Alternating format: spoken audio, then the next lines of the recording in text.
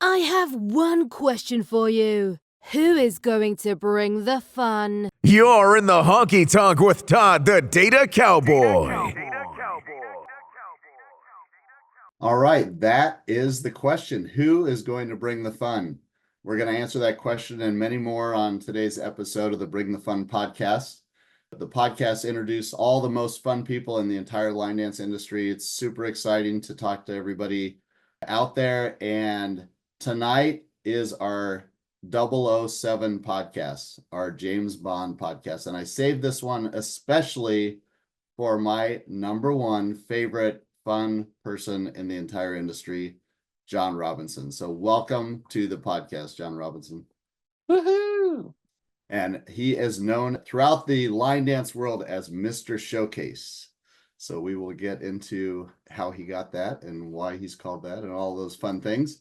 But before we start, I do want to say that above all other people in the entire industry, John brings the fun more than anybody. I've been at so many events where we are almost on the floor laughing so hard you can't even finish any of his line dance teaches. It's just such a blast being with him. He travels more than anybody, I think, in the entire industry. He is always on the road. He's going to huge events, small events, little venues, honky tonks, gigantic conferences. He does everything that you can imagine. And when he shows up, the light that he brings is incredible. He's been at so many events where people have been crying and laughing and enjoying themselves more than anybody I've ever seen. So really appreciate him being on the podcast. He actually, when we started the Bring the Fun app, he was the number one fun person. I thought, like, we have to have John be an ambassador of fun with our group. And he graciously agreed to help us with that and to give us advice on that. And he probably knows more than anybody, I think, in the industry. If I have any question, I know John has the answer, or he'll make up an answer. Or I can make up an answer. Or he'll make it up. Yes, exactly. So, John, given your incredible background, I don't know where we're going to start. So my first question is, how are you still surviving the pace that you have set for yourself in this industry? Like, you are on the road constantly seeing everybody, and I want every line dancer in this country or in the world, I want them to be able to experience your joy and your happiness of dancing, because it is phenomenal. So how are you going to last another 20, 30 years so everybody can meet you and see you and dance with you? That's a good question. I don't know if it's going to be 20 or 30 more years. It was a lot easier when I was younger, of course. Yeah. For people who don't know, I'm almost 80 now. You're 80 in dance years. Yeah, I'm well, I mean, honestly, I'm 57, so it is harder now that my body is aging. My brain is still young. I think that's how I keep doing it, is because I just try to, keep a youthful spirit. So it gets harder, though, to the constant traveling. So for anybody who doesn't realize, I drive to most of my gigs. Yeah. The reason I drive is because I have a vendor booth I need to set up. And if you've ever seen the full setup, it takes about 4 hours to set up and 4 hours to tear down. It's a lot of stuff to set up. So I can't really fly with that. I don't have a private jet, not yet. So that makes the traveling a bit more exhausting. I just did a 2-week stint. I went from home, which is in Indiana, to Georgia, to Texas, back home to here. I just got home late last night. And along the way, I also had a little bit of a van issue. I had to an unplanned long entire day stop in Tulsa to get my van fixed. So things like that also add to the fun of traveling like this all the time. Yeah. So if anybody ever follows John on social media, I would say about a third of his posts are about tragedies of travel. Yeah, and the thing is, I can't look at it as tragedies. I try to keep a positive mindset. You do. You have a positive attitude. I love that about you. You're always positive. You're always, bringing that to you, and it's tough. It's difficult. Yeah, Todd, I think that really, though, it's part of the reason why I can keep doing this as long as I have, is that I try to maintain a positive attitude. It's not that I'm happy all the time, of course, and sometimes I get really stressed on the inside, trying not to let it on the outside. But I really think part of it also is that I'm just crazy. That's as we all are. We all have a little bit of that. Exactly.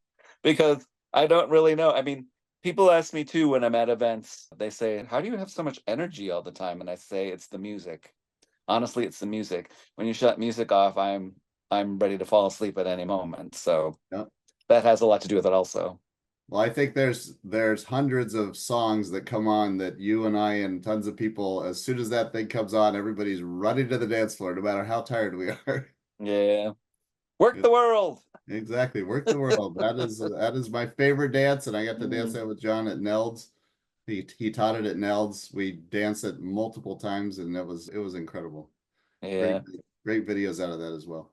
The So energy tell from us, the energy from the people at the events also keeps me going, honestly. yeah, That's the biggest reason I keep doing this. I went when I first started dancing ages and ages ago, it felt to me like, and this still feels this way a lot now when you go to a convention or even a small workshop where people come, it often feels to me like a happy family reunion yeah. where everyone's there just to get together and kind of fellowship and have fun and forget the outside world for that amount of time. And that, keeps me going as well.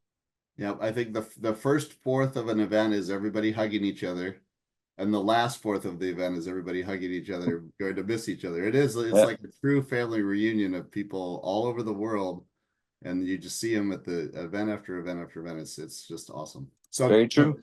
tell us a little bit. I'm interested to see kind of how it's transitioned, like your life when you were younger, doing this in this industry versus now. What's gotten better, worse? Hmm. A Have you lot of always it's been on this kind of like, I want to roadshow and I want to teach all over pace, or is that kind of evolved over time? well, actually, that's a good question. So when I started, obviously, when I first started, I didn't have the name that I have now. Now I'm, recognized in the industry. I don't really have to ask. I mean, if I ask, let's say I'm available on a specific weekend and I want to book it, I just have to put it out there and say, "Hey, I'm available," and someone will hire me. They don't have to go, "Who are you?" But back when I started, I had been competing. That's where I got my name, Mr. Showcase, and Jamie Marshall was influential in helping me start to do the touring thing.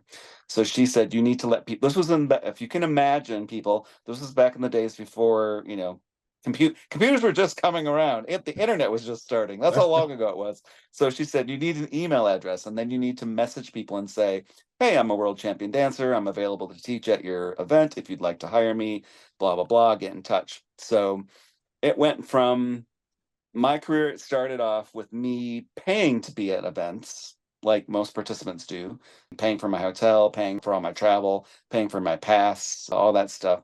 And then being assigned maybe one or two workshops throughout the weekend to now being what we call a headliner, where, I come in and I teach 5, 6, 7 workshops. I may be judging comps. I may be either participating in or even coordinating the show if they have a Saturday night show. Well, I think Uh, that actually, that aspect of it, I mean, John is so talented, and I think unfortunately maybe that he gets asked to do so much stuff at these events. And he does have energy, but it is taxing. And I've seen him at events where he's choreographed like the entire gorgeous shows, and all the choreographers and the dancers, are putting on these shows, sometimes multiple shows per event.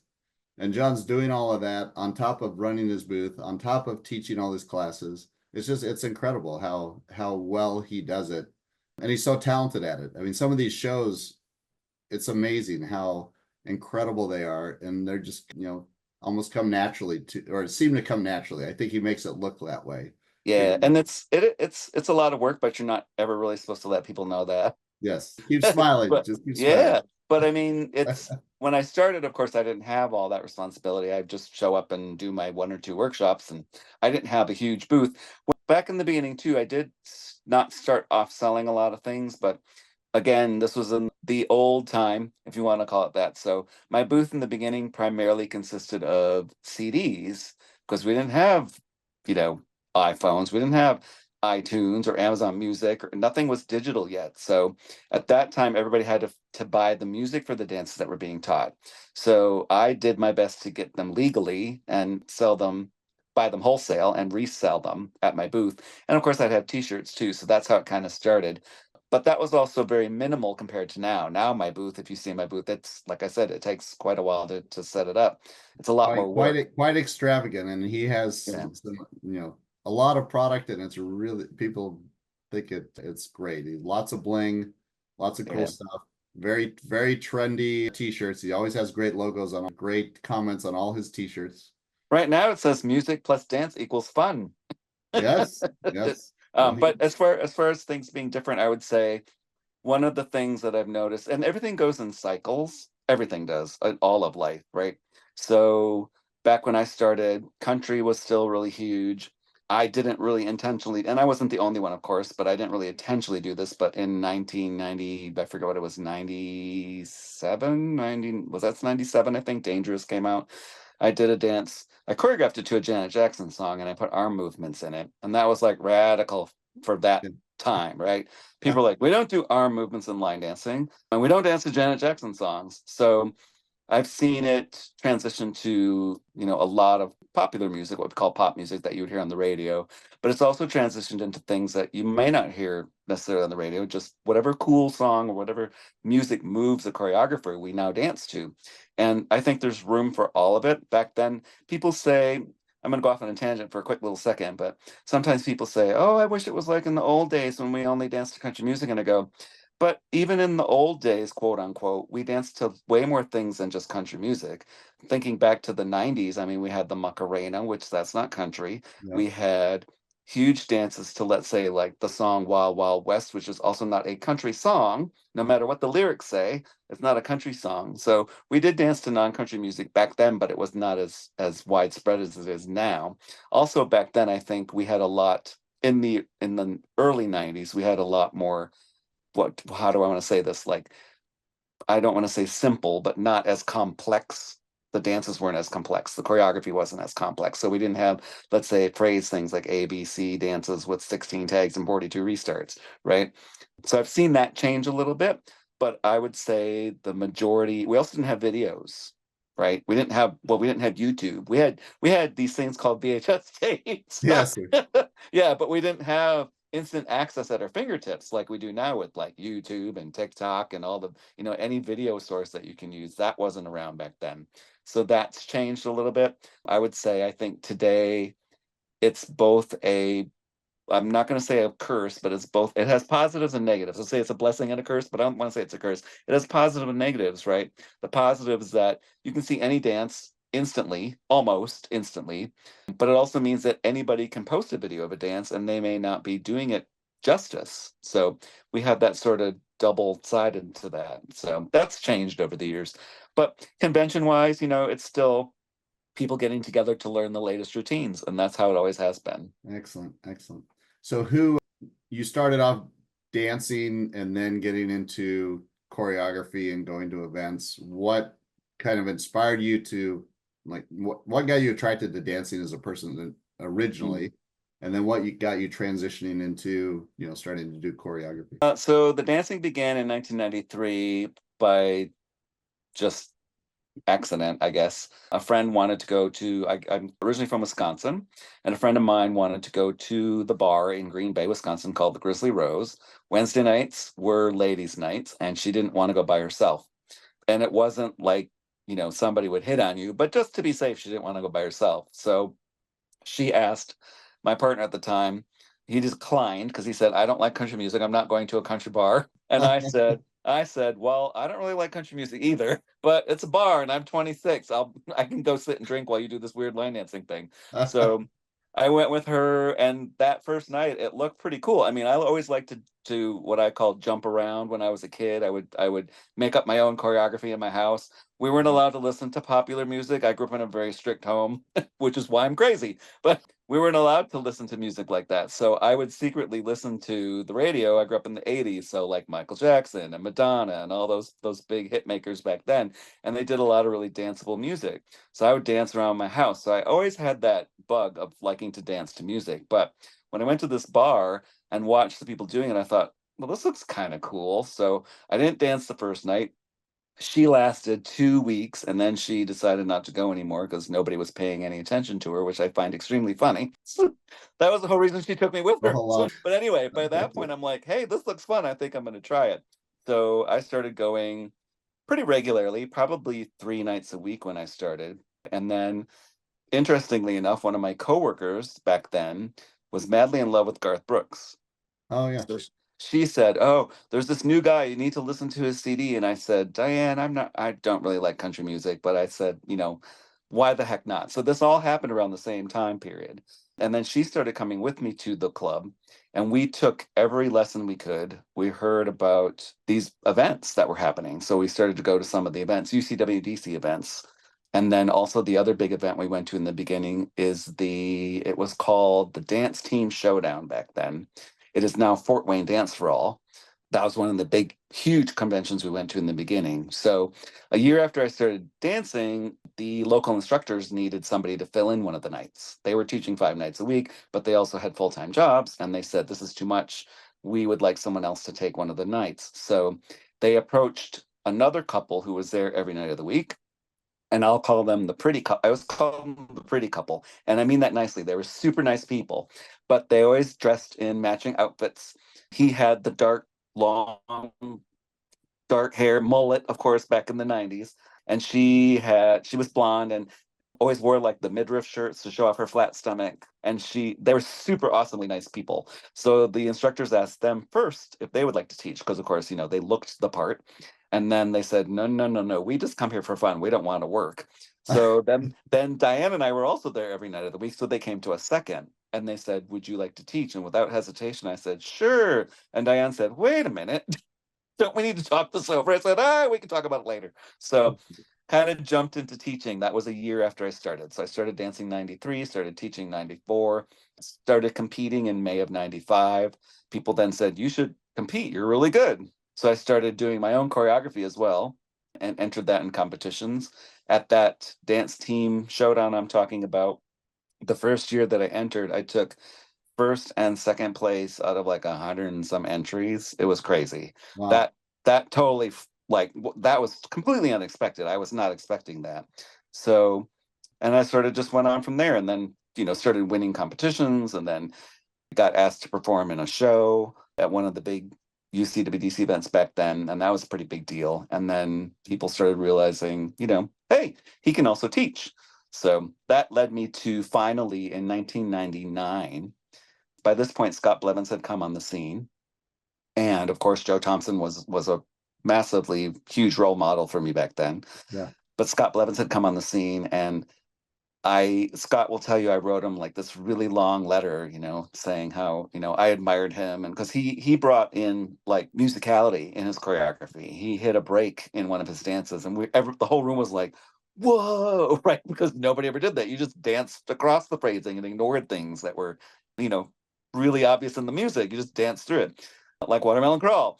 So when I saw that Scott was getting hired to do this, I thought, why can't I do it too? So 1999, I actually quit my job twice to do this as a full-time career. The reason I quit it twice, the first time I quit, I ended up buying a truck right then. It was a cherry red Chevy Sportside. It was a lot of money, and I realized I didn't have enough money to pay for the truck and try to make a living as a dance teacher. So I asked if I could have my job back, and they gave it back to me. But then, not that long after, I said, you know what, I'm just going to do it. So I just quit my job completely. I put my name out there, and the first few years were pretty lean. But now I'm busy. It just depends on the year, but a lot of times it's up to 46 weekends a year that I'm on the road. That's incredible. That's incredible. So yeah, I mean the rest is history. You honed your craft so well, and now just share that with everybody all the time. Yep. One of the biggest things for me always was to always learn. So when Diane and I went to these conventions, we took everything. We took all the line dance classes that looked fun. We took the pattern partner dances that looked fun. And we took a lot of couples lessons because I wanted to do it all. But it was important to me as well that we take all the technique workshops also. So anytime there was a technique class, I made sure we got in it, no matter what it was, cha-cha, two-step, East Coast, West Coast, waltz, whatever it was. We would always take from the top people at the time. those type of workshops because it was super important to me to know what I was doing or how I should be dancing properly, and not just what I call flash and trash. Because there are some people who can dance real flashy, but they might not have the best execution. And I know that it's just like any other physical skill. Once you know the proper techniques, it's number one easier, but of course it also is much more impressive to anybody who's watching, right? So Yeah. it's always been super important to me to become a better dancer, but also to become a better instructor. I've made it a big part of my life to learn continually how to improve as a teacher. And my biggest compliments come to me from other teachers who don't necessarily teach dance, but teach, let's say, in a school or at a university or something. My best compliments, I feel, come from those teachers who say, you're a really good teacher. I really like the way you present information and you make it fun. That's another key aspect I think that keeps me hireable, if that's a word, is Well, that I'm yeah, I mean, entertaining. one of the things that I love about these events that I see you at is that you actually do sessions that are not just dance. You do these technique sessions and you do these discussion sessions. We're actually talking through, the thought process of how you're doing this and what people are doing, and you just don't get that exposure very much. And when you do it, it's like, wow, this is, there's a lot of depth into what people are doing as opposed to, just showing up at a bar and, learning the steps. Yeah, It's and I think that's that's really super. cool. Yeah, it's super important for people of all levels, whether you just started dancing or whether you've been dancing for 35 years. Because I know when I started, that information wasn't presented to me, right? I had to take the initiative to learn all that on my own. And these days, we have so many new people coming into line dancing, and I love that they're enthusiastic about it, right? I love the enthusiasm.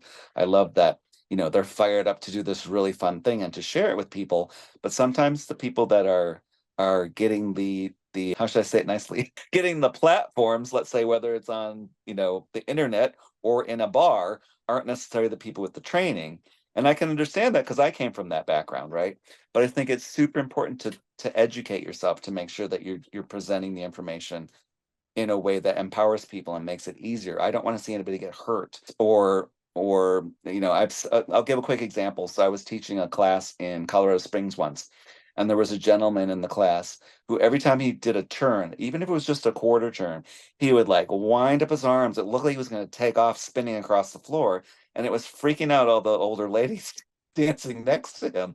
And I thought, why is he doing that? Because he's only turning a quarter. He doesn't need that much torque, right? But obviously that was either something he did, poorly from the beginning, or he learned that from watching his instructor do it. In either case, nobody corrected him. Nobody helped him understand. You don't need that much torque. You look like you're going to wipe out half the floor of people. That's funny. But that's something that could cause injury as well, right? Yeah. So it's super important to me to share that sort of information that I had to work hard to get over the years of me doing this. I think it's really helpful for people in general to be. It's honestly because sometimes I get this too. You hear this online. People are like, line dancing should just be fun. As long as people are having fun, it shouldn't matter. And I always respond with, well, is there any other physical activity that you participate in or that you would like to participate in? Isn't it much more fun if you know what you're doing? That's how I always present it. It's much more fun if you know how to do it, so you don't, number one, look like an idiot, and number two, you don't hurt anything, right? Yeah, You sure. you can and you can enjoy it for years and years because you're not blowing out your knees or wrecking your hips. Exactly. Exactly. Young So people, what? young people don't think about that, right? They're like, I'm Oh 28, no. my hips are gonna last forever. Yes. Jumping off the chairs and bars and right onto the floor. Yeah, Yeah. exactly. Well, if you look at some of the dance competitions, some of the stuff they're doing, I'm like, wow, okay, I'm not doing that. And the thing is, again, that I'm not knocking it. I love that. I love the energy. I love the enthusiasm. I think it's cool. And of course, physically, if you can do it, great. But it's like when I watch, let's say, if we delve into a little bit of the cowboy swing or whatever we want to call that, which is not a new thing. That's been around forever. At Worlds, the UCWGC World Championships a few years ago, they brought it in. They did a whole competition for that one night. And it was awesome because I felt like I was back at a club, right? Where everybody was dancing. The line dancers were there, the couples dancers were there, everyone's having a blast. And I was watching the couples competing, and they were doing really cool tricks, very impressive tricks. But I was actually really nervous watching some of them because you could tell they didn't know how to finesse it. They didn't know how to counterbalance, or how to, where they should be placing their, the lead on the follow to hold them in that position so they wouldn't fall down, drop them on their heads. But the ones that knew how to do it, you could relax and breathe and go, okay, they know what they're doing. That looks amazing, right? It's the difference between understanding the dynamics of it and making that work for you versus that looks cool, I want to do it, but not really knowing how to execute it properly. So yeah, well, we see, I mean, where we dance, there's a lot of new people all the time, and they just get out there and start doing it, and you're like, people getting kicked and pushed, dropping people is really bad. Oh, yeah. And well, and also you can injure somebody around you, right? Yeah. So I remember seeing a video, I think it was either on TikTok or Facebook. I forget. I think it was TikTok. Somebody shared, and this girl did the guy lifted her and she kicked, and somebody standing there kicked the drink right out of their hand. Nobody got hurt, but it was like somebody could have gotten hurt with a glass flying like that. So there's things like floor etiquette and spatial awareness and stuff like that you need to know too if you're going to do that kind of stuff, whether you're couples dancing or line dancing. It's true when you line dance as well, right?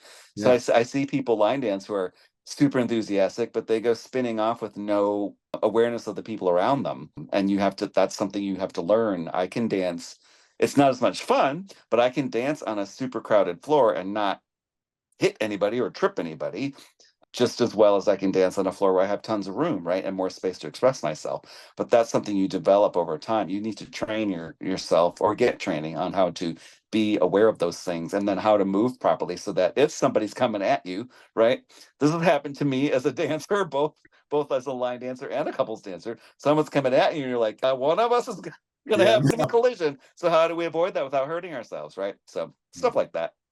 Yeah, it is great where I'm at now. On Monday nights, we have an intermediate advanced night, and everybody's a good dancer and everybody spaces properly. And when there's big movements in the dance, everybody's going together. And so you're not running into each other, and it's super nice. But then on, Tuesdays and Saturdays, a little bit more of a, crazy Free for all. show. And, you're tripping over, beginners or whatever, and they're enthusiastic, but it's a little bit more dangerous for sure. Yeah. And so sorry, I go off on tangents a lot. You'll learn that when you interview me. We love it. We love hearing all of it.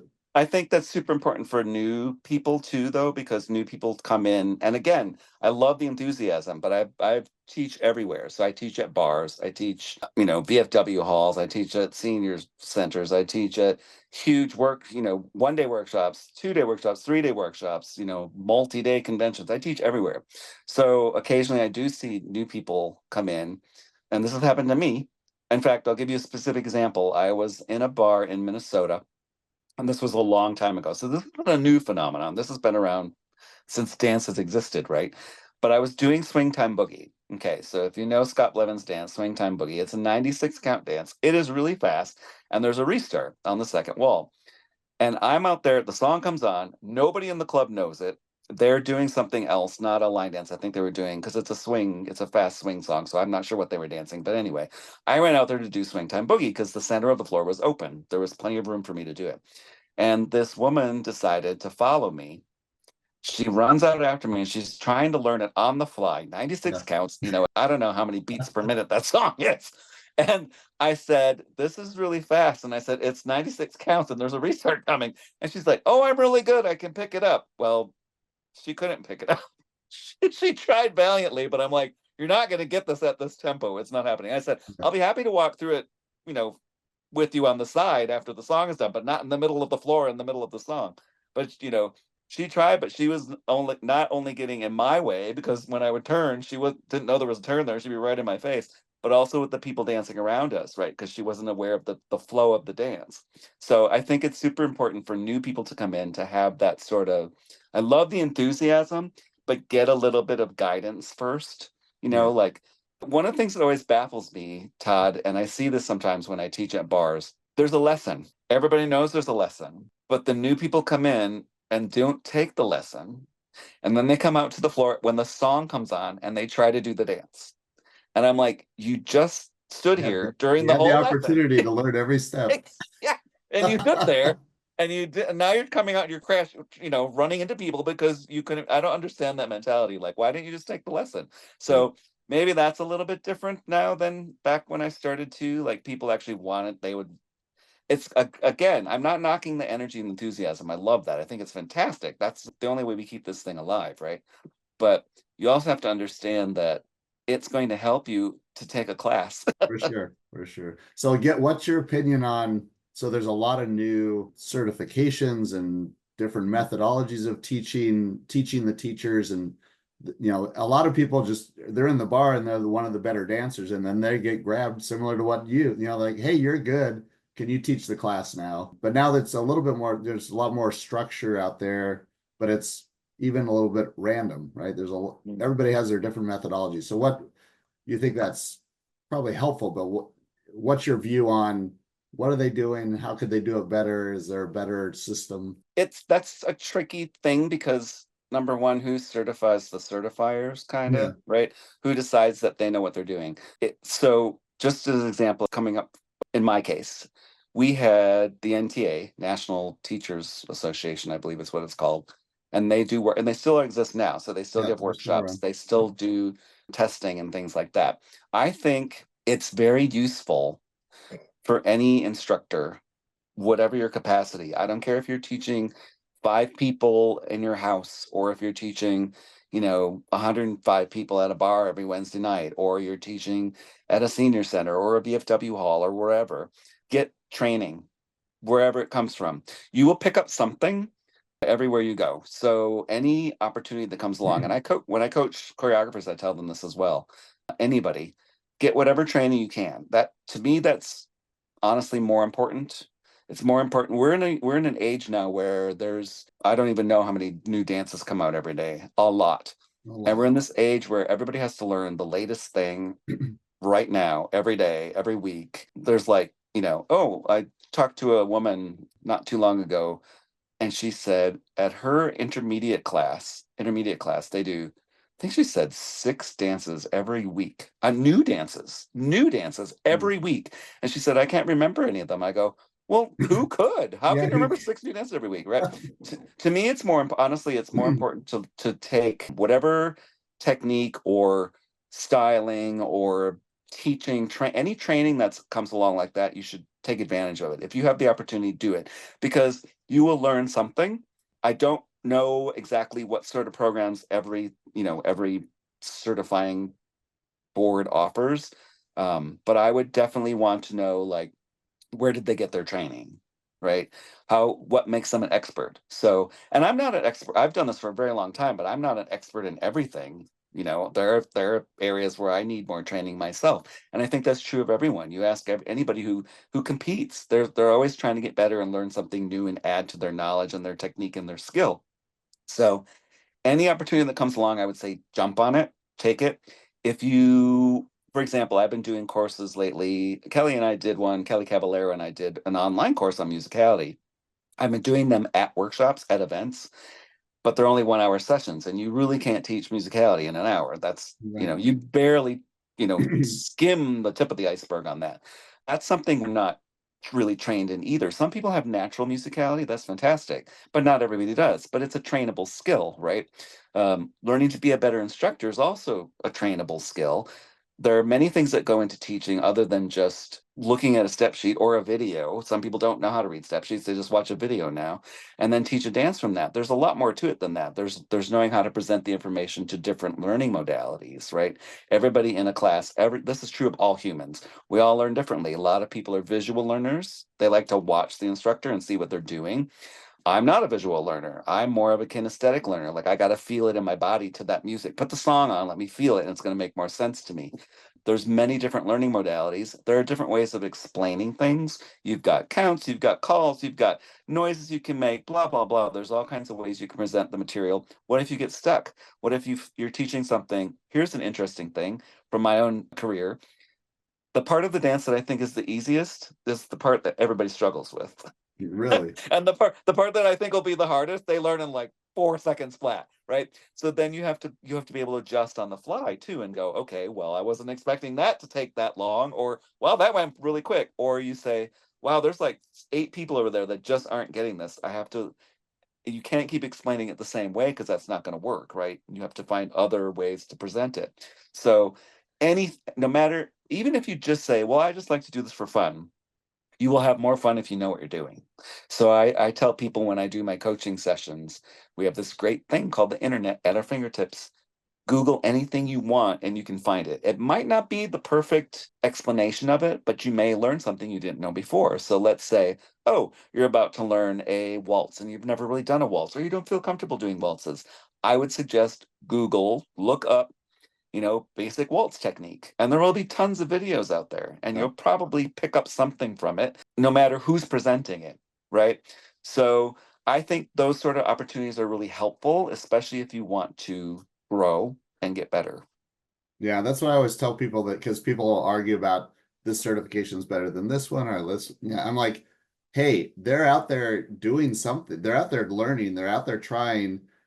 They've never been in this environment and they've been asked to teach, and they're trying to educate themselves and become better. Like, you should be encouraging that no matter what certification it is, so Yeah. they can pass that along to their students and hopefully teach them the right steps and the right things. So whenever they go around the country, they're doing it similarly. Right. And also, if you ever have a question, right? There are times when I question things, so I try to get info from multiple sources. So if you're not sure, you let's say you watch a video and they say, "Oh, here's how you're supposed to do a bow to folk up," right? And you're like, "Okay, well, is that really right?" And then you watch another one and they present it a little bit differently. It could just be a different interpretation of it, or maybe perhaps one of those sources doesn't quite know how to do it quite correctly. So you watch, that's the great thing about the internet. There's multiple sources. Then the question is, well, who do you trust? But honestly, here's what I do. If I want to know how to waltz, I watch a video by like the top waltz professional on earth, right? Who's like recognized for it, who has won competitions in waltz, or same thing with West Coast swing or samba or any dance genre, right? Try to watch the people that are known like worldwide for that skill, that they really excel at it. Those would be the people to check, not somebody you've never heard of. You go, well, who's this person with a YouTube channel with 14 subscribers, kind of thing. Exactly. So, and Exactly. also, if you're not sure, ask somebody who you think would know. So if somebody asks me a question and I'm not sure, I don't just guess. I will ask somebody. I go, oh, you should talk to so and so. Will probably be able to answer that for you because they really excel in that particular genre of dance. Yeah, absolutely. So a little bit about your influences and inspiration. So who do you pay attention to? Who do you follow? What, in music, what are you listening to? Where are you getting your inspiration for your next things you're doing? Okay, so when I saw this question on your list, Ah, I was like, I don't really follow anybody in the line dance community. I don't. I do my own thing. So I don't really pay attention to what other people are doing. There are certain people I admire. So let's say the first person to pop into my head is Roy. Try pronouncing his last name. Roy had a Zabroto. We just call him Roy has a sombrero, or Roy had a burrito. It's easier to say that, right? So, but Roy had a Zabroto. The reason I love him is because he has awesome musicality, and he also knows how to really have fun on the dance floor. So when we dance side by side, is one of my most favorite things ever on a dance floor. If Roy is dancing next to me, number one, I'm gonna crack up so hard I can hardly he dance. And he has number he has such a comedic yes. presence. It's Yeah. incredible. His comedic presence on the dance floor is incredible. I talked to him at this last event, and we're like, where does this come from? And he's like, well, I've watched these, mimes and Mm. things where, these movies where there's no sound, and it's all in the emotion and the hands and the face, and he just has that, and Yep. And I love and he that. cracks. I mean, poor Fiona, like she just cracks. She can't keep a straight face on the floor because he's always doing something hilarious. Well, then she can't stand it when the two of us dance when Roy and I dance next to each other, because we just egg each other on, right? It gets worse. But I love that because not only is he entertaining, but his musicality is amazing. So Yeah. I love dancing. That he feeds my energy when we dance next to each other. I also really love different people for different reasons. So uh, I love watching Darren Bailey dance. He has what I call like what do I want to call it? It's like a more of a, I can't think of the word I want, but he's got a very masculine soft, and soft isn't the right word, but it's not like in your face like Roy, right? It's a subtle, that's the word. He's masculine but also subtle, but he also, just the way he moves to music, I've always liked.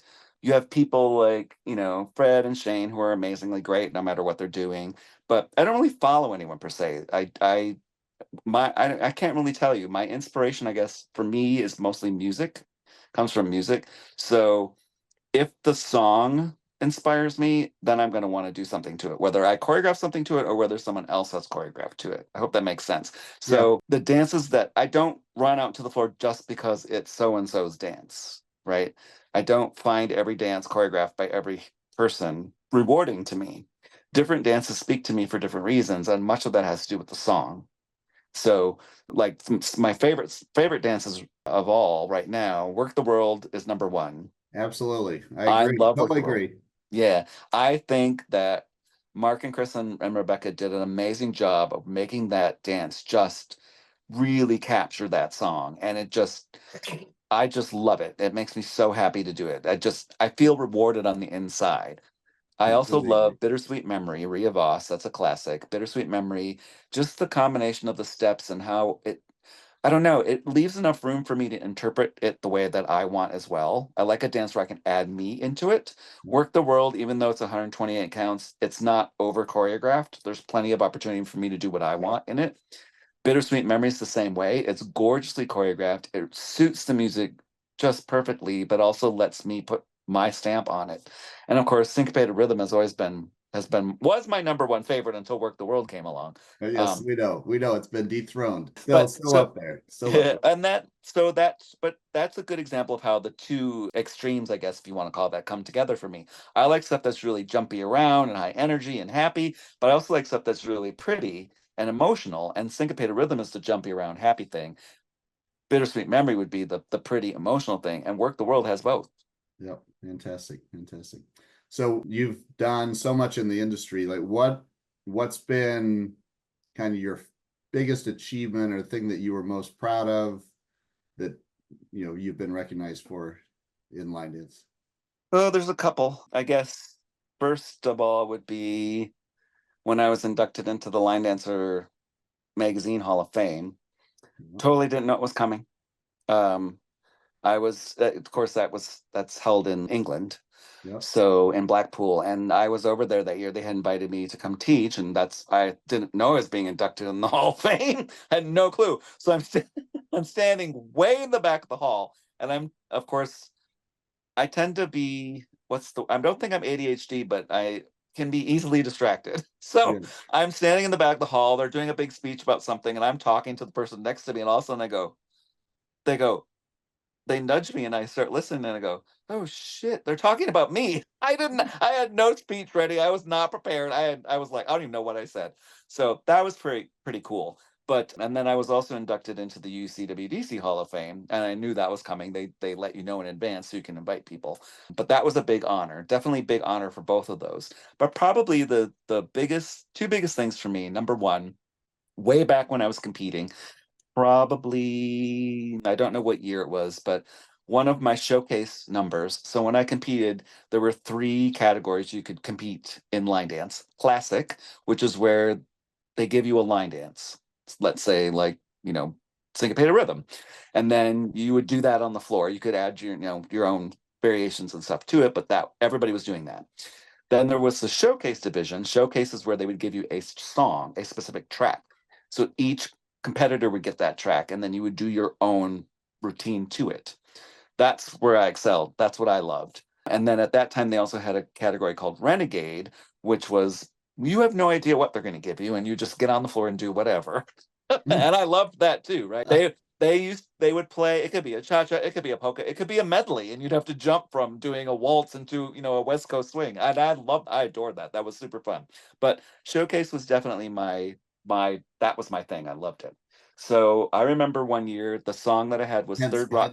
hence the name. You became Yes. Yeah, that's where I got the name Mr. Showcase. So because I won the Showcase division, got my world champion title in Showcase. So the song that year was Third Rock from the Sun by Joe Diffie. And so I did my routine, choreographed it to the crowd. At that time the judges sat behind you. So they sat on a stage on one wall where nobody else sat, and then the crowd was on the other 3 walls around you, watching you perform. So of course I choreographed my routine to face those 3 walls where the audience was, not to the back wall where there were judges, because there were 5 people. I'm going to choreograph to the 150 people that are watching, or 200, 300 people, whatever. So I did this routine, Third Rock from the Sun, and I didn't win. I didn't take first place with it. But the event directors, Dennis and Carol Waite, were sitting in the audience and they saw me do it. And Dennis said, I would really like for you to perform that in the show Saturday night. Well, I had never been asked to perform in a show before. I was freaked out. I was deliriously happy to be asked, but also extremely stressed, because I was like, it's got to be perfect, right? So I practiced in my room for like 4 hours. But when I did it in the show, I immediately got an immediate standing ovation. The whole room stood up and clapped that and cheered, and that was not expected either. So, and then the interesting thing was the judges came up to me afterwards, several of them, and said, well, if we'd have seen it from that side, because they couldn't Oh see it. yeah, I did all kinds of cool stuff out to the crowd, but not to them. Like, we probably would have scored you higher. And I go, well, it is what it is, right? that's But I what it also, is. The people have spoken. yeah. But I Clearly, petitioned, clearly the cool thing that came out of that was I petitioned the UC and they moved the judges to the audience after that. Oh, that's great. They didn't, yeah. So that actually got a good change to happen. But anyway, that was a big highlight for me to perform in a show for the first time, get a standing ovation, totally unexpected. And that was amazing. And then, I mean, there's been other things along the way. I've won tons of awards. I'm not an award. I'm grateful for them, but I don't know how to say this right. I don't build my career or base my career on the things that I've won or the accolades I've gotten. It's a continual process, right? So I guess the other big thing for me, I love doing, even though they're a lot of work, I love to coordinate shows, especially when I can do what I want and make the vision that I have come to life through these people that are working the event. So And you have incredible talent that you're working with, that you just say, hey, do this. They're, oh, we can do this. yes. So the biggest reward there would be the one I did for Scott Blevins and Gene Garr for the Line Dance Marathon the last time. Yeah. That turned out to be just amazing. I mean, and that's incredible. that's all on the staff. The staff brought it to life. So if anybody doesn't know what it was about, the theme was Bollywood. I didn't know what that was. I had no idea. I'm like, what the heck is Bollywood? I don't know what do we do for a Bollywood theme? So I looked it up. I had to Google, right? Google my friend. And it's basically India's Hollywood. So it could be anything. So that didn't help. Because I'm like, well, it could be anything, right? That doesn't narrow it down. So I thought, well, let's make the storyline be about an American actor who doesn't cut it here in the United States and decides to move to India to become a star in Bollywood. And so basically, he's trying out for all these different parts. He tries out for a music video, and then he and his girlfriend go to a nightclub, and there's dancing in the nightclub. So each scene, it was a story, and each scene, of course, there was dancing in. And it turned out, I mean, the staff, kudos to the staff, because they're the ones who'd made the vision. Yeah, and I have never been so. I was really, really, really pleased with how that turned out. So it was such a great night, such a great performance. It was huge highlight for me. Huh? Huge highlight for me. Highlight, yeah. Yep. Incredible. So, given all the events that you've been to over the years, what's your like the current ones? What's your 2 favorite events to go to every year? I know these are gonna now I'm gonna get into hard questions. You're gonna have to you're gonna have to make friends and enemies now. Oh, I don't care about that. I seriously don't. I don't care. Every event's different, so I can't really answer that in a specific event, but I can give you examples. So I tend to prefer 1-day workshops. Examples would be Dancing for the Dream, the Texas Line Dance Jamboree, I think they call it. I love those because they're 1 day. Everyone's pretty much in the same room all together. So that means you're all learning the same stuff. You don't have 18 people off in this ballroom and 98 people in that ballroom and 42 people in this, all learning different stuff. We're all together so the energy stays strong because we're all together as a family. And I love that. I prefer those kind of events, honestly. And this might not sound right, but I prefer events where there aren't a billion choreographers.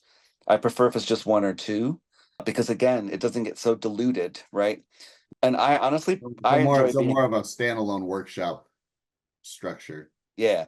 I mean, big, huge conventions can be fun too, but a lot of times what happens, at least from my perspective at a big convention, there are times, and this is quite frequent, where I don't even know somebody's there until we're leaving on Sunday. Like there's so many people you never see them, right? And they go, "Well, where have you been?" And I go, "Well, surely you know where I've been.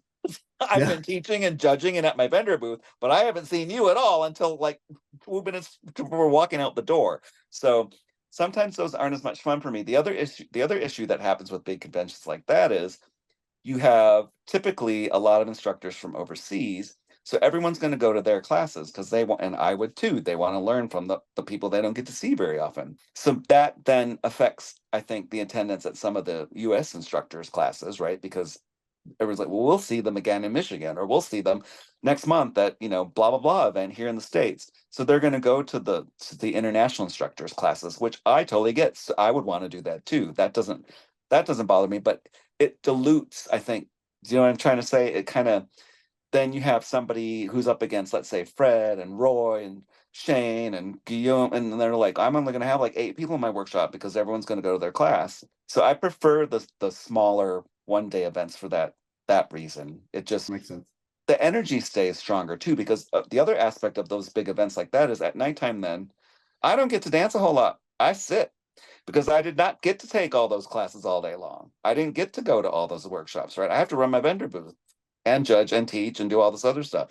So I can't learn all those dances either. So I tend to sit a lot. Whereas at the 1 day workshops, and if it's fewer instructors, we all pretty much learn everything that's being done that day, and we all get to dance on the floor socially. And that's much more fun for me. Well, I do a challenge list for usually all these big events, and marathon, I think, was 104 dances.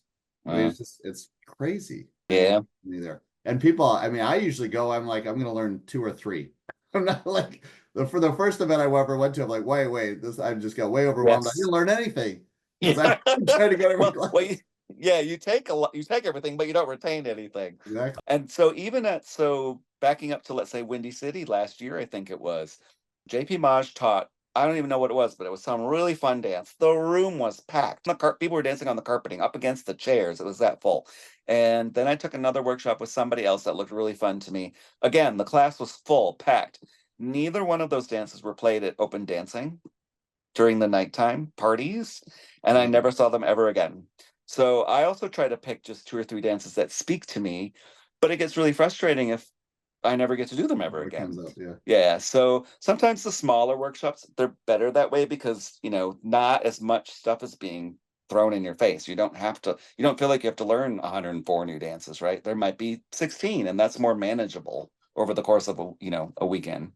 Exactly. So a little bit of advice and tips for dancers, beginner dancers. What advice do you usually give them when they're just starting out? Learn proper technique. Technique. Yeah, seriously, learn your basic steps. So there's good resources for that. That will be very helpful. So when I do the Dancing for the Dreams with Scooter Lee, she has what she calls newbies, right? That's if you've been dancing 0 days till 6 months. She calls those the newbies. So we do a special little track for them. But we also mentioned that there's resources online, of course. Joe had done a video a long time ago where she walked through the 42 basic step patterns in line dancing. If you learn that, then you're set, right? Because there were brand new people this last weekend, and they come in and you're like, we're going to do a coaster step and a kickball change. They're like, what and a who? Like that's the foreign language to them. They don't know what that means, right? Yeah, So if you, if I'm calling steps on the floor, trying to help somebody, and I say, Monterey, and yeah, they don't move, I'm like, oh, they have no idea what that is. right. So first things first, I would say, try to get to a class where you can learn the basic steps. I'm going to give a shout out here. Julie Griggs, who teaches in the Atlanta area, she does that where she teaches. She starts off with an hour of just the basics. And what she does is she goes over the basic step patterns that will be used in the dances being taught that night. Yep. So for the beginners, it's a great way to learn that in advance. So then when they get on the floor and you go, oh, we're going to do a quarter turning Monterey, they now know what that is and they kind of know how to do it. So I would say definitely learn your basic steps, number one. Number two, have a good attitude. Don't expect to learn, absorb and learn everything immediately. It's going to take time. It's a physical activity, just like let's say like skiing or any physical activity, there's technique and skill involved, right? You don't just strap on those things on your feet, grab two posts, and then try to ski down the black slope, right. It's going to take time and practice to get to that point. There's the other word: practice, practice, practice, practice. There are so many people who, when I do my mini tours, so if for anybody listening who doesn't know this, I do mini tours where I go to a specific area of the country, like the Northeast or the Southeast. I'm there for 2, 3, 4 weeks sometimes, and I go to a different city every day and teach. So sometimes I'll ask in the classes where there's a lot of new dancers, and I say, how many of you, when you go home from this Tuesday night class, do you practice what you learned? And 8 people raise their hand, and I say, and being funny, I say, well, that's why you don't remember the dance this week, right? Because you didn't practice it. So a big thing is to practice. Make sure that you practice. And I think I see that at clubs too, where, like I said, the kids come running out to the floor. They haven't done it since last week. They're trying to do it now this week, and they've never had a class on it that they can just follow. Practice will definitely make it creates 2 things. Number 1, confidence, and number 2, finesse. Yeah, that's fantastic. Great advice. All right, so the other end of the spectrum, the more advanced dancers, and I have literally had so many people sing your praises during these competitions, and you judge a lot of the choreography competitions, and you are so approachable and open and give them such good advice. They're like shocked. They're like, oh my gosh, John Rups is talking to me, and he's telling me these like great nuggets of information that I would never get from anywhere. So number 1, we appreciate that you have that attitude and that you really help so many of these choreographers. And then number 2, like what do you give a certain advice you see over and over again to more advanced dancers that they need to work on, or that helps them the most? Yeah, I would again practice, but number 2, I would say start to develop things like your musicality. I mean, that's what makes people, the people that we're drawn to, that we love to watch, like Roy or Fred Whitehouse or Rachel oh my God, Rachel McEnany White, another Yes. great example of musicality in action. That's something they've worked on. That's not, nobody takes a magic wand and goes, ding, you have great musicality now, right? It may be easier for some people, but that's also a trained skill. And I'm doing courses on musicality. It's really rewarding to see the result right there at the end of the workshop. But there's people who've been dancing for a really long time who've never progressed beyond what I call improver level. And that's fine if that's what they're happy with. I also feel, though, if you've been dancing for 30 some years or even 15 years, and you have progressed to the level where you can do A, B, C, D, E, F, G dances, and you know what different rhythms are and what they should look like, then I should be captivated by you on the floor, right? That's just me. I feel like my eye should be drawn to you because you have so much experience. But you don't see that a lot with people who've danced for a long time, right? It's and I'm not trying to be mean or insulting. It's just what I would say, it's an average, right? They've plateaued. They've Yeah. plateaued, and they haven't pushed beyond that. So one of the biggest things for me is to keep pushing, right? I want to continue to grow as much as possible in my capacity. I understand too, like if you've been dancing for 35 years and you're 80 now, you might not be able to do the things a 30-year-old could do. However, there are 80-year-old people who, you can't take your eyes off of them when they dance, right? Because the way they move and how they interpret that song with their body, right? That's what dancing is all about. Is you become another instrument, right? In that song, your body is now part of that music. So tell me the story, right? Tell me the story of that music, what it means to you. And that's one of the things I coach choreographers on. I say, tell me the story. Don't just string a bunch of cool steps together, because anybody can do that. But make sure that the movements, the flow, the direction changes all tell that story as you are interpreting it, right? How that story being spoken to you when you hear that piece of music. Help me feel that. Help me go, oh my God, I could just watch that person dance all night, right? Doesn't matter your age Yeah. or your physical ability. It's a matter of the interpretation, right? And I think a lot of us lack that. We just don't know how. I think people aren't, or I think it could be comfort as well. One of the things I've said, preached for a very long time, having traveled all over the world, is, and I'm not sure if this is still true today, but I always felt coming up, US people are very reserved, right? People from foreign countries come here and they expect America to be like this crazy free for all. This we see all this stuff in the movies, right? Americans are crazy, and then they go, "Wow, you're so repressed over here." And I go, "Yeah, we're very Victorian. We think everybody thinks it's like the craziest nation on earth, but it really isn't." And part of that is just our culture of, yeah, we see that in movies and music videos and stuff, but most people I feel are still very, what's the word I want, self-conscious, right? Sure. And I've traveled to other countries and cultures where dance is taught in school from when they're really little, tiny kids, even up through when they're teenagers. So they are much more comfortable expressing themselves on the floor, both men and women, and that is more rewarding to watch. So I'll give a very quick example. When I was in I think that Japan, the Americans need a little bit more liquid courage for some reason. well, and a good example is when I was in Japan. First time in Japan, I taught Joe Thompson's dance, Dancing in the Dark, which is a rumba style dance. It goes to Smoke Rings in the Dark by Gary Allan.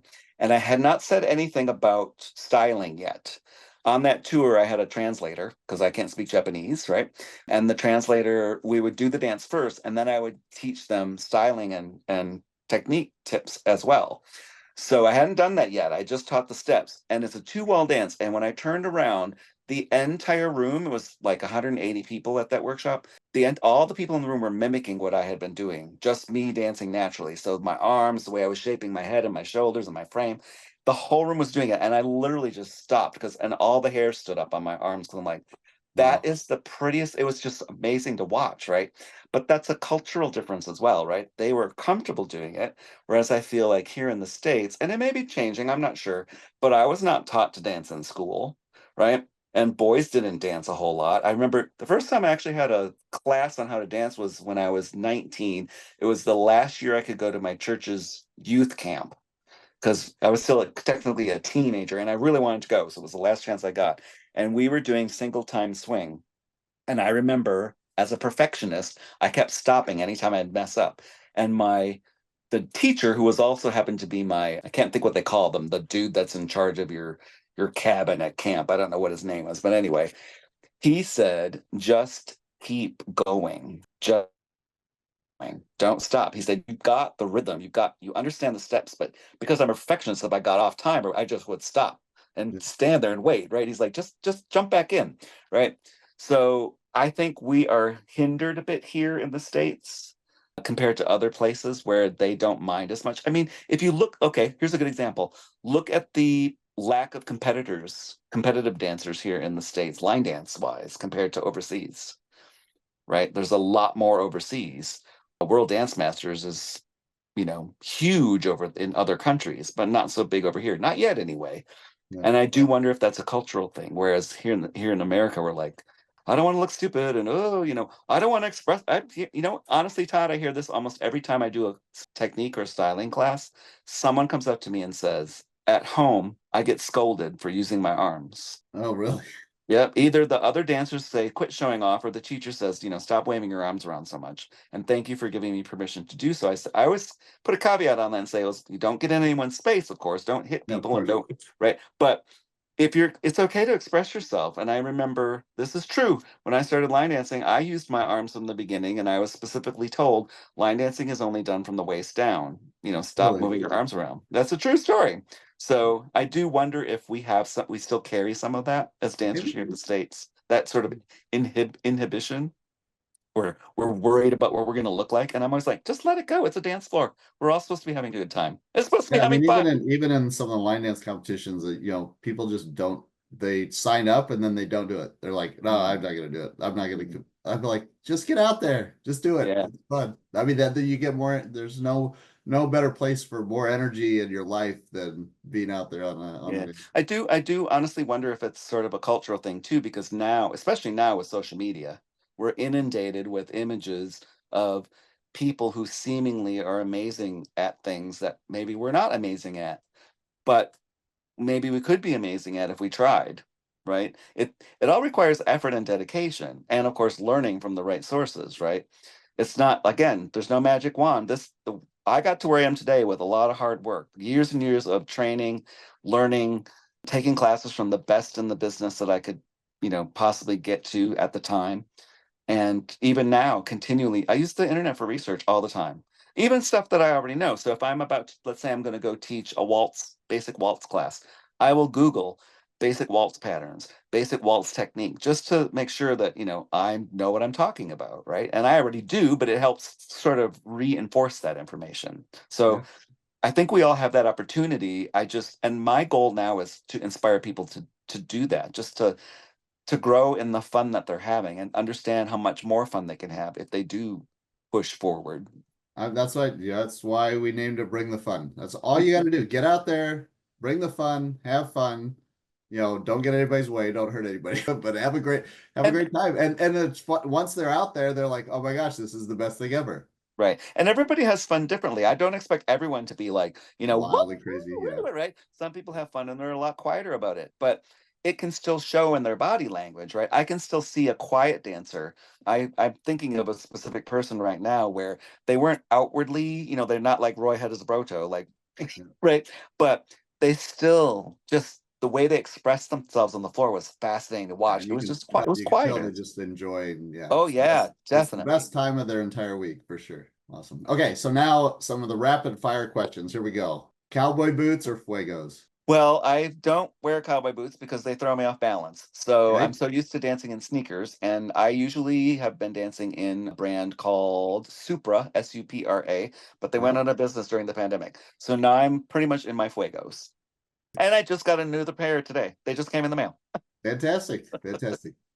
All right, coffee, Starbucks or Dunkin' or what's your favorite other drink to drink? Bourbon. Bourbon? I know that. You're treated well when you're around. Yeah, I'm hyper enough. I don't need coffee. I actually don't like coffee. I've never liked Yeah. coffee, but I do like my bourbon. I also like tequila, good tequila, not cheap tequila. But Yeah. my favorite bourbon, in case anybody's wondering, is Angel's Envy. I love Angel's Envy. All right, number one on the list. There we go.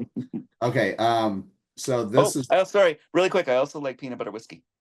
peanut butter whiskey. Okay. Oh, yes. Okay, so this is one of the harder questions. So you have to, and tons. So who are your top three people in the industry that you think bring the most fun? Who's the most fun out there in the entire globe that you know in the line dance community? Top three. Roy Hedesbroto. Yep. Number Absolutely. one, fun. I'm thinking like fun. Like who are the people that I just smile when I watch them? Yeah, as soon as they show up, you're just like, boom, this is going to be incredible. Super fun. You're stressing me out. I can't think. Under pressure. I don't know. I would have to pick him first because he outshines, honestly, and of course, no offense to anybody, he outshines everybody else for me. He's just, as far as the fun factor, yeah, I would have to pick him, and I can't really. Everybody else would be number. He would take numbers one. Well, no, he would take number 1 through 49. Everybody else is 50 or below. All right, great. He's grand champion. Fantastic. Okay, and you already told us about your favorite events, so we got that. Even though it's the type of event, which is very cool. I appreciate that. What's your two favorite dances right now? I know Work the World. Work the World. And still Syncopated Rhythm is your number two? Well, I mean, if we're going to talk current dances or more current dances, I love Work the World. I really like Raise Like That. It's a newer dance. That's super popular up here in the Northeast. Yeah, I love Raise Like That. I also really like, it just went right out of my head, Shady, which is not as new, but that's one of my top ones of all time. Yeah. And then those would be my top ones right now, I think. Of course, I still love Bittersweet Memory. That's like one of my top ones of all time. So of all time. Fantastic. All right. And this, I don't know if you have one of these, but so your number one line dance, I used to call it celebrity crush, and I got in trouble for that. Your number one celebrity idol, like who in the line dance community that you haven't met yet that you want to meet? And I don't know if there's anybody you haven't met. Is there anybody out there that you're like, I have yet to meet this person. I really want to meet them in the industry? No. Nope. I figured. No. I mean, because either I will at some point, or I probably know a lot about them through social media already. But as far as if I have to pick somebody, I mean, it's difficult now, honestly, Todd, because at the level that I'm at, I've gotten here through a lot of years of hard work and learning from people. So I feel that this is, I don't know how to say this right, but there's not a lot of people to look up to like to aspire to be like. Let's put it that way. Yeah. Well, there's nobody you probably haven't gleaned some value, Correct. dance Yeah. value out Joe, of being yes. around them. Yes. Joe Thompson Szymanski was my role model as an instructor. When I first started, Joe and Scott, I wanted to be okay, I'll say this.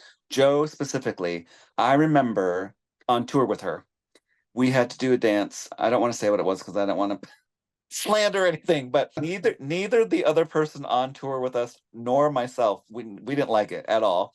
And it had this sort of hand movement thing that you had to do that was really corny.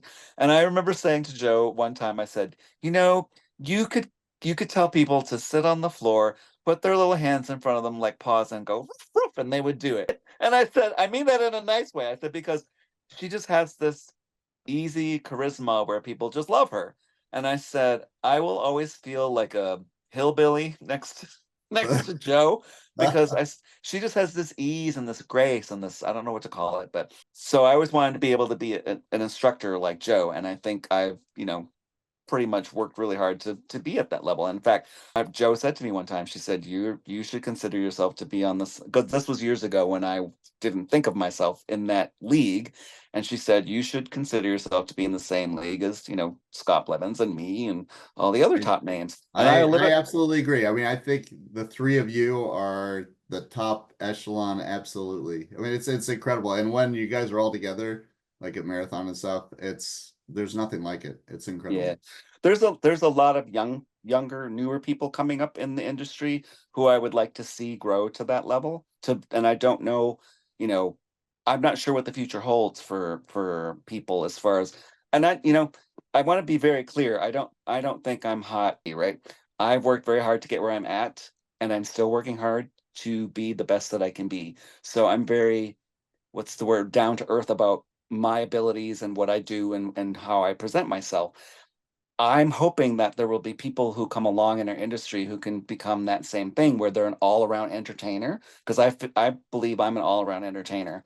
I can MC, I can judge, I can teach, I can fill. If you need me to fill in for something at the last minute, I can do that. I can coordinate your show. I can do a lot of stuff, but not everybody has that well-rounded sort of ability, right? And we have people who can do all that stuff, but as my good friend Kelly likes to say, we're not going to be around forever. We're all getting older, and eventually we're going to go away. So who's going to be the next crop of people to come in who can handle all of that? Touring full time is not easy, right?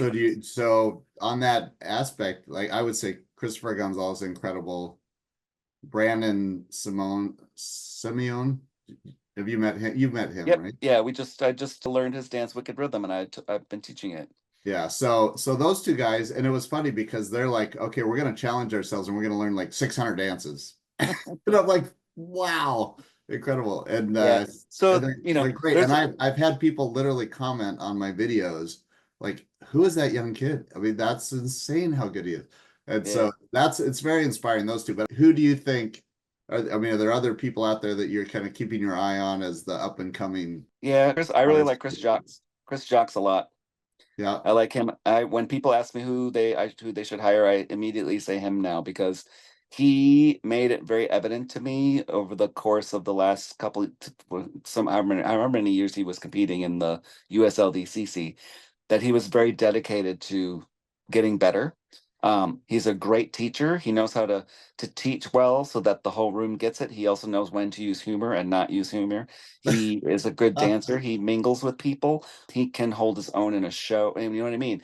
The well-roundedness is there, and I don't necessarily see that in everybody yet.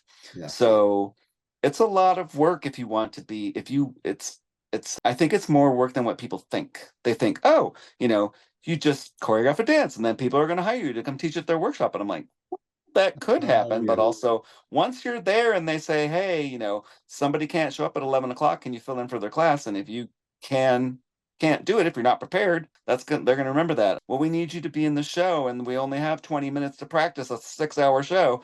oh, no problem, you can handle it, or do you get freaked out? And you know what I mean? So there's a lot more to it than people realize, and I'm not sure. I think I'm one of the few people who've been able to do this. This is my full-time job. I Yeah. don't have another job. So a lot of people have another job and then do this on the weekends. You may not necessarily be able to commit to it as strongly if you have to have split focus like that, right? And I know people who've bowed out of the industry because their job was more important to them and they couldn't be gone every, weekend from Thursday through Monday, right? And show up to work Tuesday through Wednesday. Exactly. Um, Exactly. so it's challenging right now, and I'm wondering who's going to come up. There's been there are promising people, right? And everybody does have their niche, right? So you have people who do country things, right? They're really country, and that's great. You have people who tend to do, like, let's say we'll pick Guyton Mundy as an example, right? He did Yep. all like the hip, and that was his thing, and he was really good at it. But he also tried expanding into other styles of dance as well to be more well-rounded, right? That's what I mean. You can have your niche, whatever you want to call it, niche. You can do what you want that you specialize in, but I think the people that are going to be the biggest names in the future, you'll be able to be what's the word? Multi-talented, I guess. You'll be Multi-talented, yeah. you'll be able to offer more than just one thing, right? Because having a specialty, of course, is amazing. It's kind of like my vendor table, right? Anybody in marketing will tell you this. Pick your ideal customer, make a profile. So my ideal customer, I'm just going to make this up. My ideal customer is between 50 and 60 years old. It's a female. She makes, $48,000 a year to $63,000 a year. She likes to dress and blah, blah, blah, right? They say that's what you need to do. You need to specifically pick your ideal customer and then focus all your energy on that type of product for that particular person. Here's the issue. I am surrounded by people of all income levels, of all different. They like country, they like pop, they like pretty stuff, they like hard hitting stuff, they like the jumpy aroundy stuff, or they like the hip hop stuff. I have customers from every walk of life. So guess what? That's what I offer. I offer stuff to every walk of life, even though I know you're supposed to narrow it down, but it works for me. I know how to make that work because when I go to a bar, I get into bar mode, right? Yep. I teach in what I call bar mode. When I go to a senior center, I teach in senior center mode, knowing maybe they have mobility issues, right? Maybe they have memory issues. That's not always the case. I'm just saying that could be a thing there. When I teach at, Dancing for the Dream, I present things a little differently than if I'm doing a, huge convention like Windy City or World Dance Masters or something. But the core of me is still there, right? I hope that made sense. I kind of So went is off on a there tangent. is there a certain type of dancer that's just the easiest for you to teach that you just like, oh, this is super easy? Anybody who's open. Anybody just wants to learn. Anybody who's open, who's teachable, right? Teachable. Sometimes people aren't teachable. You'd be surprised. There are people. Quick example that just popped into my head when you asked me that question. I was teaching by request. I had a request to teach my waltz, Come Waste My Time. Okay, I consider that a dancer's dance. That's not, I wouldn't teach that at a bar. I wouldn't teach that at a social senior center. I wouldn't teach that at a 1-day workshop unless it was to advanced level people. I don't think it's an advanced level dance, but it is a dancer's dance. It has movement. You need to know balance. You need to know torque. You need to know how to be able to stop yourself, right? Blah, blah. There's stuff you have to know to pull that dance off. But I was teaching it at a local class by request. The person organizing the event had said they had requests and she really wanted me to do it. And so one of the ladies there, when we were doing, because there's arms in it, right? There are arms to counterbalance what you're doing with your body. So there are arm lines in it. And you do an arabesque at one point. And this lady goes, in that sort of not so nice tone of voice, she said, "Is this ballet?" And I said, "It's dancing." I mean, yeah, it might have elements of ballet in it, but we're not doing ballet. You're not wearing point shoes, and you're not in a tutu, and we're not, you know, there's other elements to ballet than what we're doing. But that she was not, it wasn't her thing, and she wasn't even open to doing it. So Yeah, the attitude right there, that attitude kind of rubbed me wrong. But of sure. course, I can't let it bother me. I have to go on and say it's one person out of, the whole group of people that are here tonight that are actually wanting to learn it. The easiest people for me to teach are the ones that are open and teachable, that go, "Oh wow, I've never done a blah blah blah before. I've never done a samba dance. This is cool. Like, I'm so excited to learn this," right? those are the easiest people to teach. Excellent. Excellent. Okay. So I want to talk a little bit about one of my favorite things ever in line dancing, which is the controversial conversations with Kelly Cavallero and John Robinson. It is one of my favorite podcast discussions because you guys no holds barred, talk about all these great topics in the line dance industry, and with both your personalities, it makes it, super, super fun to talk about it, to see what people's views are. What's been the most controversial topic that you guys have discussed in controversial conversations? What do you think? I'm not sure. I don't know. What got the most heated, or what got the most distorted? Maybe. Honestly, I don't know, because I love those discussions. I love it when Kelly is very passionate, right? And he has his ideas about how things should be or how things are. And I appreciate that very much. I'm also passionate, and I also like to have people make me think. So there have been times when he said something that I didn't necessarily agree with, which is great. I mean, that's the point. We're having controversial conversations. But then I have to think, like, how can I respond to this where it sounds, number one, intelligent, not defensive, but number two, try to open it up to a different perspective, right? I'm very happy when he makes me think about things from different perspectives. So I remember he asked me a question once, and it was not that long ago, but I don't remember what the topic was. And I literally didn't have an answer. I just sat there. He goes, "Ooh, I think I finally stumped John Robinson." He doesn't know what to say. And I said, "Thank you, though, because I really needed to think about it from a different perspective." We've had topics. I can't. Nothing's popping into my head. I do wonder. I think the topic. So a couple of episodes that come to mind. Number one, we did a couple episodes about what's expected of an instructor at a dance event. And one of the things that came up, people were saying, "Well, I can't drink at my job.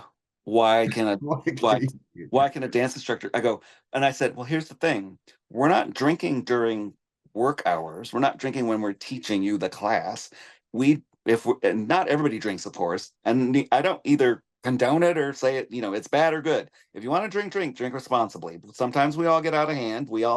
Not everybody, but I think a lot of people who have had drinks know what it's like to get a little crazy, right? Never happens at a line dance convention. Ever. But I mean, what people don't realize, and we said this in the podcast too, was that a lot of line dance celebrities, if you want to call them that, are introverts. Okay, I'm an introvert. I don't really want to out people by saying who's an introvert and who's not, but a lot of the people that you think are amazing, that I'm saying the people listening to this podcast think are, amazing social, butterflies and entertaining, blah, blah. We're actually introverts. A lot of us are introverts. Well, guess what? Alcohol helps you loosen up a little bit. It makes it easier to deal with hundreds of people who want your attention at any moment, right? And that is extremely exhausting for an introvert. Now, I'm not saying that you have to have alcohol to do that, but that's what one of the topics that came up in that podcast. So we had people going, "Well, I can't drink at my job, blah, blah." And I'm going, but you're allowed to drink if you so choose at any time during that convention, especially at night when the social aspect is happening. And that's called the social aspect, right? So you're allowed to drink, but we can't because we're hired to work the event. I'm like, how does that correlate, right? And again, I'm not saying people need to drink. There are other ways to deal with that. But for those of us that like to have a beverage now and then and do it responsibly, why is that a bad thing? Well, If you get out of, and most of the dancers are forcing you to drink anyway. So they are. I distinctly remember at an event recently with you, and I'm the non-drinker. Yeah, but I guess the point there was people were saying, and I was saying back, try to think of it from our perspective. I'm not saying everybody needs to be, plastered out of their heads all the time. And if you choose not to drink either, that's perfectly fine. That's fine too. There are many events where I've never had a drop of anything alcoholic at all. So, but to lump everybody in that category of being like, well, you have to, okay, I'm gonna tell you a story about an event I worked. So I was having a conversation. This all ties into this. So I was having a conversation in the hallway with a fellow instructor. They used what we would call a profanity, a swear word, right, in the conversation. A dancer was walking by and heard this and complained to the event director that the instructors were using bad language. Now, we were having a private conversation, number one. Okay. Number two, we were not in the ballroom. We were in the hallway. Number three, we're grown ass people and we should be able to say what we want. But the event director called a meeting and told us that we were basically not allowed to swear, nor were we allowed to drink in front of the paying customers. Because there, and this came from a specific group of people, a small, four ladies, four individuals, not, there wasn't like a petition, there wasn't like a survey. It was some people who were just offended because they overheard somebody saying a bad word and they saw some instructors having, some alcohol. And they decided as the police that they needed to report this. So basically, we were told that we were not allowed to have alcohol or to use profane language in our classes. And I said, you know what? This was years ago. I was like 48 or something, or I don't know how old I was, but I was almost 50. And I said, you know what? I'm a grown man. You are not my parents. You hired me to do a You're not job, and my I do my father. well, you hired me to do a job. I do my job very well. I have never ever been obliterated at your event or even close to it. And to tell me that I cannot do this stuff makes that just automatically, I have a thing with authority, right? So if you Yeah. tell me I can't do something, then I want to do it. So I said every year from then on, I swore in every class, and they would keep saying, John, we keep telling you, please don't swear. And I go, the more you tell me not to, the more I'm going to do it. And I only did it there. I didn't go start doing it at all the events I worked, but I just felt like it was sort of it was like, well, it got to the same year. One of my very good friends was told he couldn't wear certain shirts because the slogans on them were offensive to that same group of ladies. And I'm going, what is this coming to where you're allowing four people to, because then now we're all suddenly thinking like, how am I behaving? Am I, what I said, what is this church? Like, Yeah. we're at a dance event and at nighttime it's a party. And why are you policing our private conversations anyway? It wasn't something we said in a workshop, or this lady happened to be walking by. Well, so I'm like, is someone policing them? Are they allowed to swear and drink while they're at this party? Or is it just us instructors? So it's stuff like that people, there's sort of like a double standard sometimes. And I think that topic got a little heated with people saying, and I get it. I don't think people should be, falling down drunk at events. I'm not condoning that at all. But I'm just saying sometimes people forget we're in the public eye. And now, I'm going off on a soapbox here. Now it's worse than it used to be because anybody could be filming you at any Yeah. moment. And You it's the never same, you know. see the same thing in politics. You see the same thing with celebrities. They just have to watch themselves so much. Well, And and then, I don't have the energy to stop myself and think, oh, did I say shit in a class? I'm not going to worry about it. You're a grown person. If you can't deal with it, don't be here, right? But things have happened over the years, very, very rarely, where one customer blows something out of proportion, and I'm like, is it worth stressing all of us out over that one person? If it sure. was my event, and I've hosted events, and I have said this to somebody who complained about something at one of my events, I've said, we are all here to have a good time. If you're not having a good time, I recommend that you don't come back. That's And right. I meant it. And she actually ended up apologizing and said she was overreacting. And I'm not saying her feelings weren't valid. I'm just saying one person shouldn't dictate the behavior of 400 other people because, they're not happy about something that is, in my opinion, not that important. So that was sort of a heated topic. As you can tell, I got heated about it right now. That's fine. Yeah, that's great. And that's how controversies happen. So, as you know, like I'm big into dreaming big, doing things that people think are impossible, and you just go for it and you do it, and you shock people when you make it. What's your kind of 10x dream? Where are you going next? What do you want to happen next in your line dance career in your life? I don't know as far as the dance career, honestly. I need to start thinking about that. I've been thinking about it, especially with modern technology. People have suggested things to me that I haven't been able to really pursue or take advantage of because, like, for example, during the pandemic when I couldn't tour. So that's always on my mind now. Like, what if that happens again? What if I get to a situation where I can't tour? How will I handle it? Unfortunately, I live in an area. I'm surprised we've been able to maintain this connection, honestly, tonight, because we don't have very good internet service here where I live. I live in the middle of nowhere, right? So trying to do anything from that aspect here is difficult to imagine. But I know what I want to do personally myself. I have been composing music since the pandemic, and I really want. I have a goal. I have two goals. I've released one album. I have a second one ready to be released. I have probably like 14 more that I can release. I really want to see. I have goals with that. I would like to see one of my songs on a chart somewhere. I don't have a specific thing in mind for that because as long as it's on a chart, I don't care. I would love to see, like, this song by, and my artist name is Jay Robinson, spelled Jobinsyn for synth, because everything I do is synthetic, Yeah. using synthesizers, online computer stuff. Yeah. So I have a goal of that. And then, at some point, it would be great if that would become a source of income. I'm not doing it for that reason. I'm not doing it to make money off it, but I love it. I've wanted to write music my whole entire life. So having that opportunity now is really cool. It's also tricky because, I'm getting up there. So if I want to do something with it, I've got to have the time to push it. And that's challenging with me traveling as much as I do, right? Trying to do music and get it out to the right people and keep it, even just keeping an Instagram presence is tricky because I have to be able to upload a track, right? I have to be able to, here at home, that's hard to do. It takes like an hour to upload like a minute of a song. It shouldn't take that long. So when I'm on the road, I'm exhausted. I'm in a hotel. I have good Wi-Fi here, but then I'm like, I'm tired. I want to go to sleep.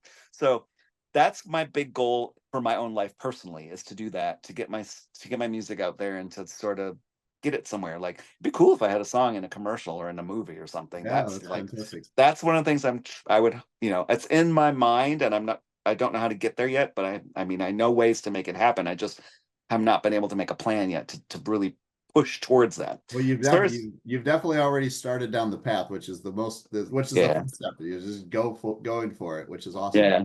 I love it. I love my music. In fact, when I'm on the road, I listen almost exclusively to my own music now because I have like 19 hours of my own music that I've composed. So, but I'm always learning how to get better at it too. I'm in a couple courses for music composition, and I study, videos of like, how do you make this noise, or how do you make your vocal sound like this, and blah blah blah. I'm always learning, and that's fascinating to me. As far as the dancing goes, there are things that I would like to do, and one of them is probably going to come true in the very near future. I just can't talk about it right now. All right. That's for But episode 37 instead of 7. but the other thing, here's actually one thing, and this might sound silly, but I actually would love just once to be able to do a show the way I want to do it. And what I mean by that is I want people to come down from the ceiling. I want vehicles to drive across the floor. I want lights flashing everywhere and smoke. I want like a show, like a Vegas show, Yes. a Cirque du Soleil show. I was gonna say Cirque du Soleil needs to hire you. And every time I say, "Can we please do this?" They're like, "No, liability issues. No, you can't have somebody come down from the ceiling." I'm like, "Come on, just It'd once. be so much fun. Can't I have a motorcycle driver?" Nope, we can't have a motorcycle driver across the dance floor. I'm like, "Why not?" Well, the fumes. I'm like, "Well, somebody can push it. It doesn't have to be running." I'm like, I just want a motorcycle, right? Because I have these dreams, and also I would really like. I watch videos constantly of dance performances. So let's say, like, America's Got Talent, or Britain's Got Talent, or I can't think, World Dance. What is the World Dance? The TV one. World of Dance. World of Dance. I watch all that kind of stuff, and sometimes I see things and I go, I want to do that. I want to bring that. I want to bring that to life at an event. And the issue that I have, and people, if there's any dance teachers on staff that go to these events, they're not going to like me saying this, but one of the issues I have is I don't always have people who can do that or who are willing to do it, right? They panic and they go, I can't do that. And I go, I'm pretty sure you can if you just try. And they're like, I can't do that. I'm like, yeah, that's why I gave you that role. I'm pretty sure you can handle it, right? Yeah. So that gets a little frustrating for me because I have grand visions, and sometimes they might be a little too grand. That's what it's all about. Like I said, you gotta dream big. You gotta go for it. Yeah. I want to, seriously, I would love to have a show where no holds barred. Just do, if I want trapeze artists, if I want an elephant, I want to make that happen. We'll see. Yeah. We'll see. We'll see. We will see. I hopefully I'm there when it happens. All right. So how can people support you? How can they get a hold of you? Where are you at on social? All right. So honestly, the easiest, quickest ways to reach me, text, phone number. I don't mind giving it out, 609-314-0115. That pops up on my phone pretty much no matter what I'm doing. So it's in my face. Facebook Messenger also. Those two are the quickest ways to reach me because they pop up even if I'm driving, right? Don't tell anybody I said this, but I'm usually looking at my phone while I'm driving. So, I mean, I'm on the road for hours at a time, and usually there's nothing happening. If I'm in traffic, I don't. Let's get that clear, right? But there's Right. lots of times I'm driving for hours. There's nothing around me. I got to do something. So if you text me or message me through Facebook, I will see it faster. People can also email me, but I get like hundreds of emails every day, and sometimes I don't see them. I don't even know they're there. Mr. Showcase at Gmail, that's all one word, MRSHOWCASE at gmail.com. That's an option as well. I'm on Facebook. If you don't want to be my friend, you can be my follower. I'm also on, as far as dancing goes, I mean, if we're talking about dancing, that's pretty much it. I have an Instagram page, but I don't really post anything about dance on it. If you want to support me in other ways, musically, I'm on Instagram under my artist name, Jay Robinson, JROBINSYN. It would be really cool if I got more, people subscribing to that and following me there. And I also have a Patreon page, which isn't very active because I've been super busy. And it's really challenging to do like podcasts and video recordings and stuff when I'm driving around all the time. But if they want to find me on Patreon, it's patreon.com/The John Robinson Show. That's all lowercase. I need to change it. It's a subscription thing, but Patreon recently changed the platform so that people can just pay whatever they want. So like you could go in and give me a monthly donation, or you could go in and just give me a one-time donation. That helps me to create the content that I create. So that's something to keep in mind. I do appreciate that very much. When I Yep, first set up I've been on there for quite a long time supporting that. I'd love all your travel blogs and things like that as well. yeah, So I because need to you get are everywhere, you're traveling everywhere. yeah, I need to get some new ones on there, but it's like I said, and I don't think people really understand. So let's just talk about this trip really quick. So I went from Indiana to Georgia, which is was it 2 days for me to get there? I think it took me 2 days to get there. Hiawassee, Georgia. From there, I drove directly to Lubbock, Texas for the next event with a stop in Atlanta. And then I had to stop, of course, at another town along the way. I don't remember what city. But there's no time to do anything else because if I've been driving for 9, 10, 12 hours, I want to sleep. I get to Yep. my hotel room, I check in. It's like 11:30, 12 o'clock in the morning. I unpack, go to bed. I wake up. I get up just in time to go have a breakfast, hopefully get showered, dressed, get on the road again. And then when I'm at an event, the event is keeping me occupied. So the free time for me is very limited to do extra things. So my goal is to share more information. I've had lots of people ask me to share things above and beyond the musicality, how to be a better teacher. Somebody asked me about balance, and I want to do a whole video episode about how to have good balance and how to teach your students to have good balance. That's an issue as we age. So there's a lot of things I want to do. It's a matter of having the time to do it. So if anybody knows how to clone me Yes, we need a or couple more to of you. yeah, or even to get me like, somebody who doesn't mind driving me everywhere, a chauffeur, so I can do all this recording of podcasts and videos for my Patreon page, that would be fantastic. Well, we need to find somebody that's like retiring that wants to travel the world and drive you around. Yeah, it's not as glamorous as people think, right? So they're like, You could have your own van life channel. yeah, ooh, yeah. But again, it's like I'm out, and sometimes I think, so when I'm on the road like this, I think I have, big plans. It's like, well, when I stop at that rest area, I'm going to record something. I no, I'm too tired. I'm exhausted. I'm like, it's dark now. No one's going to be able to see me. You know what I mean? There's always something that I'm like, no, I just no. So that makes it difficult, right? I'd love to have what's the word I want? A more consistent social media presence as far as like on my Patreon page, on my Instagram, all that stuff. But and my TikTok. I It think takes I have it 3 takes work. TikTok videos. Takes work and time to get all that done. Yes, Yeah, right. for And sure. people are like, you should be on TikTok. You're so funny. And I go, you do understand all of those things are scripted. People just don't wing those. They've planned those out. They Yeah. didn't just happen to have their phone filming when this cool thing happened with their cat. Oh no, they planned all that. They made the cat do it again, right? So it's like I have ideas, but then it's like having the time and the place to do it, right? Like I said, I've even been in a rest area where I set up my phone and then, there's cars pulling up next to you and people getting out, and you're like, never mind, this isn't gonna work. So makes it tricky. 50% blooper rolls. Yeah, Blooper. yeah. Well, and then I love the people that look, because I also have done choreography in rest areas.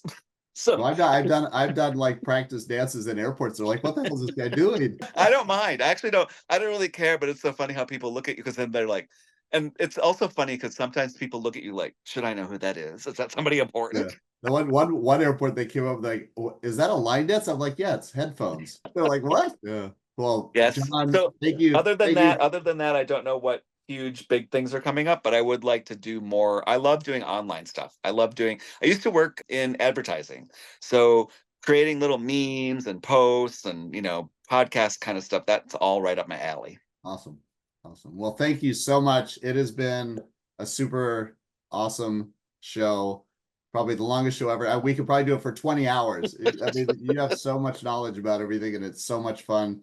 Thank you for all your help with the Bring the Fun app. We'll be posting some cool challenge lists of John's favorite dances and all of that kind of stuff, so people can pay attention to the hot ones that he loves. And we'll see you all over the place. I'll post all your social stuff on here as well. Cool.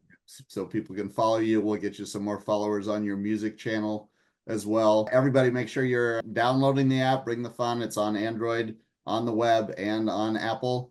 You can track all your dances in there. You can do, for instructors, you can put up your teach list, 3 or 4 dances in a challenge list. All your students can just go right to that. You have to quit, printing out sheets and telling them where everything is. You just go right there. So follow me on Todd the Data Cowboy on YouTube, on Instagram, on Facebook. Bringthefun.dance. We have guides in there about how to use the app. It's super fun. If anybody knows any other people that they think should be on this podcast, that they think that is the most fun people in the world in line dancing, email me at I'm in at Bring the Fun Dance, and it's .dance, not .com. Well, they made a whole new thing just for dancers. So it's been a pleasure. John, best of luck everywhere. We will see you soon, I'm sure, around the dance floors, and really appreciate everything that you've done in this industry. When you show up at an event, it's nothing but the top of the line. Thank you, sir. It's been great. Enjoyed it. Fantastic. Thanks, John. Have a great one. I have one question for you. Who is going to bring the fun? You're in the honky tonk with Todd the Data Cowboy.